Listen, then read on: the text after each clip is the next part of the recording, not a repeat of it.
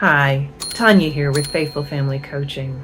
Today I want to talk about something a little uncomfortable, but very important. The worst things a wife can say to her husband. Now, before we get started, I want to be very clear. This is not about shame.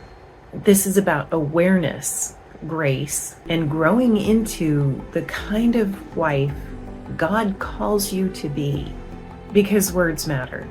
In the marriage and in any relationship, words can be either wrecking balls or building blocks.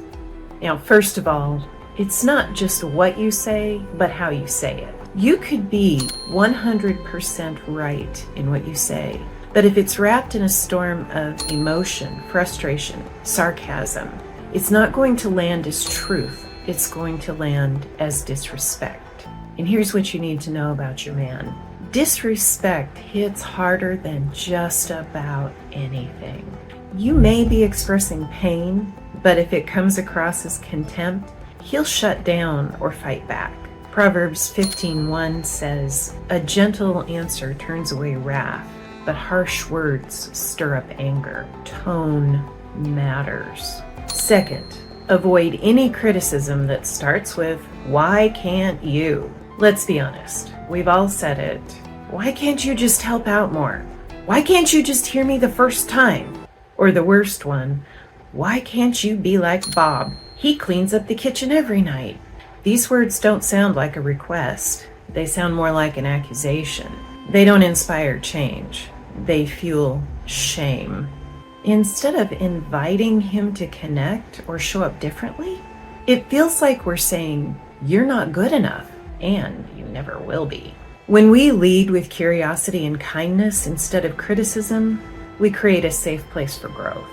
Always keep in mind that our words have the power of life or death.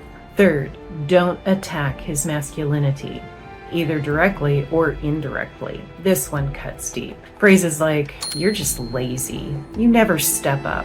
I have to do everything around here. Ugh, I should have just done it myself. What, you can't even fix that?" These aren't just about chores or competence. They attack something sacred, a man's God-given desire to protect, provide, and persevere. When we tear that down, even accidentally, we're not just hurting his ego, we're wounding his identity. So what can we say to our husbands instead to build up and to encourage better communication? Let's redeem these last 90 seconds with some life-giving words that can completely shift the atmosphere in your home. When you just need your husband to listen, say something like, "Honey, I know you love to solve problems, but right now I just need a shoulder to cry on." This invites him to connect emotionally without feeling like he's failing for not fixing your problem. Number 2, encourage what you want to see more of. You can let him know what he's doing right when you start with a phrase like, "Honey, I feel so loved when you pray with me," or "When you take care of the kids so I can rest," or "When you wrap your arms around me at the end of the day." When you affirm the action, he'll keep showing up that way. And if you want to be a little playful and flirty, start with, "Babe, you are so sexy when you take out the trash," or "You are so handsome when you kill spiders," or "I just want to jump your bones when you open stubborn jars."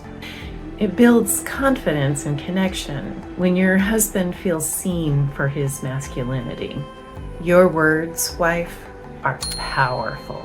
You can crush his spirit or crown him with confidence. When we speak life, we help to build homes where hearts can thrive. If this video spoke to you, come join me in Authentic Christian Families on Facebook. I go live every week with tips like these to help Christian marriages grow in grace. And if you're ready to go deeper with practical tools and biblical wisdom, go to faithfulfamilycoaching.com and sign up for the Faithful Marriage course today.